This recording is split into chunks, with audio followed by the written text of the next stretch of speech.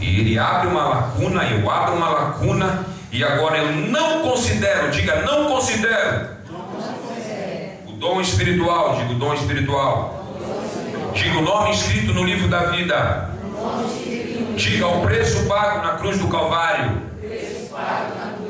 Aquilo que Deus fez por mim. Eu não considero, diga isso. Eu estou distante, diga.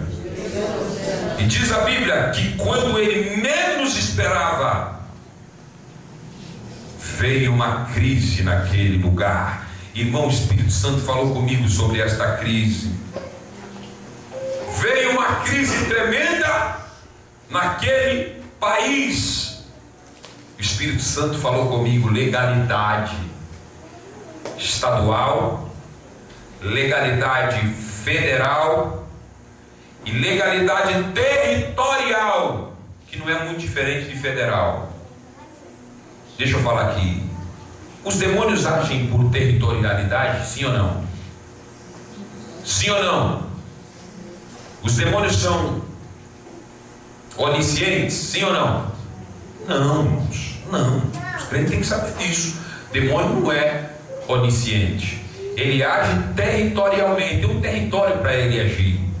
Não vai pensar que o meu demônio que está aqui é aquele que está agindo nos Estados Unidos, que está agindo em Israel. Tanto é que tem gente que vê anjo Gabriel dentro da igreja. O anjo Gabriel não está relacionado com a igreja, está relacionado com Israel. Sim ou não, senhores? Território. País é território. Olha, irmão, Deus está falando comigo aqui. Eu quero falar para vocês. Aonde você está, cada um de nós aqui, nós temos um território diante do reino de Deus. Temos. E tem um cão do inferno querendo nos tirar do nosso território. Quando eu falo território, território aqui é posição em Deus. O mais fraquinho, até a criança daquele carrinho lá, Deus já tem um território para aquela criança que não está no carrinho, está no colo da mãe, mas Deus já tem um território daquela criança. Talvez eu não vou estar aqui, nós não vamos estar aqui, mas Deus já tem um negócio com aquela criança lá e já estabeleceu um território para ela.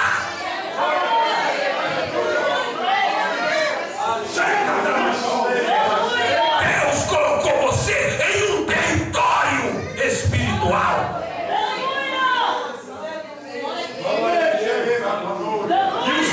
Estão rodando, se andando, querendo invadir o seu território. E ele só pode invadir quando eu e você abandonamos o nosso domicílio. Isso que eu estou falando é espiritual. E eu vou mostrar para vocês isso. Lá em Judas, no capítulo 1, está escrito assim: há anjos que abandonaram o seu domicílio e não guardaram a sua afeição natural, a estes ele tem reservado para a condenação eterna. Abandonaram o seu território, o seu domicílio, a sua posição. Mas eu não vou entrar nisso. Você tem um território. Olha para a pessoa do lado aí.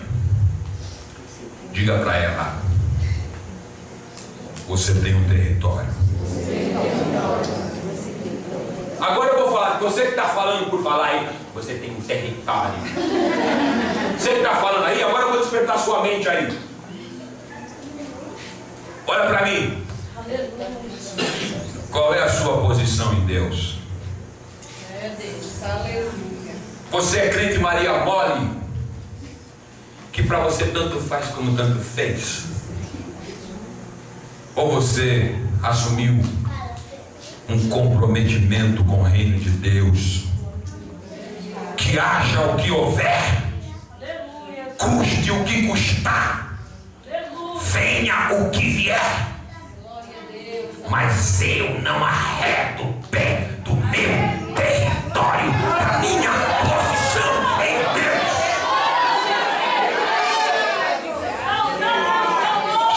Aí o Espírito Santo é tão tremendo que ele está falando: meu, olha para mim aqui. Aí você pode até dizer: eu já caí, estou fraco, estou caindo, estou balançando para cair, mas eu não saio do meu território. Eu vou morrer no meu território.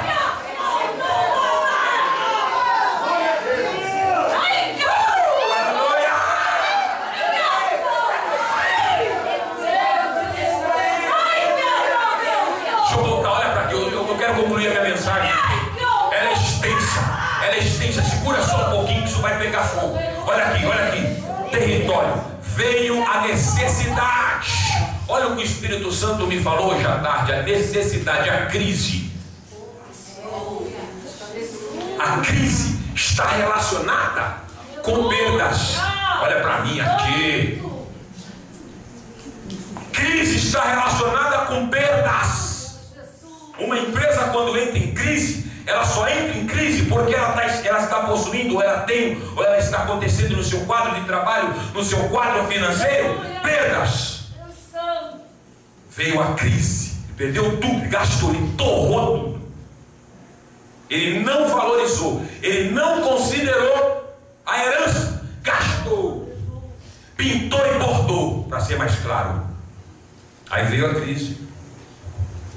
Na crise, e é sempre assim, ele começou a pular que nem papagaio na areia quente. Pega o papagaio, corta a asa dele e joga na areia da praia. Num dia que está 28, 30 graus, joga lá. O bicho pula e bate a asa e não quer parar.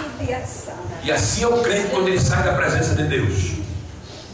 Vem a crise, aí a gente começa a querer buscar. A gente sabe que está fora, a gente sabe que se ausentou, a gente sabe que não está no território. E aí a gente começa a caçar subterfúgio. Aí justamente aí que ele se deu mal. Ele foi procurar um cidadão daquela cidade. Ele foi em outro território procurar refúgio. Talvez você não entendeu, o Espírito Santo vai te revelar. Ele foi em outro território procurar refúgio, socorro. E o território que ele foi era um território estrangeiro. Aquele povo não conhecia o pai dele, não sabia que o pai dele era rico.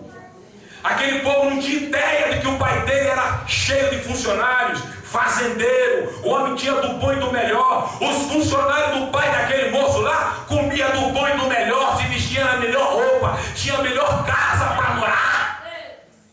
E ele foi buscar em outro território. Diga para a pessoa do teu lado aí, em outro território, veja só. Chegou lá, sabe o que o homem tinha para dar para ele? Nada. E aí, o homem não tinha nada para dar para ele, falou: sabe uma coisa? Vai cuidar de porcos. Sabe por que cuidar de porcos, irmãos? O Espírito Santo falou tudo comigo hoje à tarde. Porque o porco era considerado para o judeu, um animal imundo, sujo, improvável para consumo. E lá que ele foi procurar comida. E chegou lá, ele foi comer o quê? As bolotas. Lavagem. Quando ele chegou no fundo do poço, olha para mim, por favor, não tira a tua atenção. Quando ele chegou no fundo do poço, já tinha torrado tudo, já tinha feito o que não era para fazer, já provavelmente tinha pegado até doenças venéreas. E aí quando ele estava lá no fundo do poço, olha aqui, olha para mim, diz a Bíblia uma palavra tão profunda: e caindo em si. O pecado nos leva a estar fora de si, a não considerar as coisas principais no reino de Deus. Quando ele caiu em si, a memória foi despertada. Uma das coisas importantes, irmão, a memória, a gente não pode esquecer. Quando a memória foi despertada, ele disse: quanto jornaleiro dos meus... Eu imagino ele comendo comida de porco, lavagem, que coisa fedida. Aí quanto jornaleiro do meu pai tem abundância de pão, eu estou passando fome, na desgraça, na miséria, comendo comida de porco. Ah, não, eu estou fora do meu território, eu estou fora do meu território, da minha posição. Uma das coisas que nós temos é autoridade. Autoridade espiritual. Ele disse: levantar-me-ei, quer dizer que ele estava caído. Aleluia. irei, tomarei a iniciativa, eu vou procurar a nova ou a restauração da relação. Aleluia. Ir ter significa deixar para trás tudo o que passou, não interessa o que passou, porque a oportunidade chegou e eu vou abraçá-la.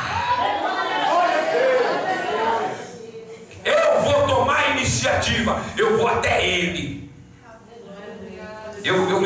Vamos ser racional aqui. Eu vejo ele pegando as bolotas.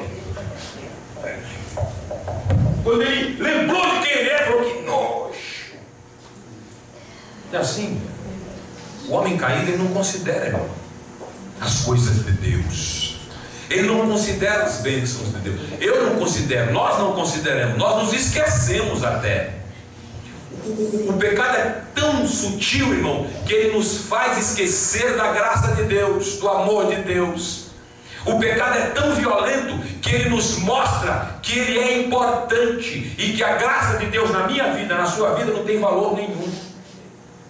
E aí, irmão, eu abro mão de tudo aquilo que Deus é e do que Deus faz e abraço o pecado, porque eu acredito na oferta do pecado, na vendagem do pecado. É isso que o diabo fez com Adão e Eva, ou melhor, mais com Eva precisamente. Disse: olha aqui, quem foi que Deus falou para você? Porque ele não sabe da sua relação com Deus, a sua comunhão. Ele não sabe.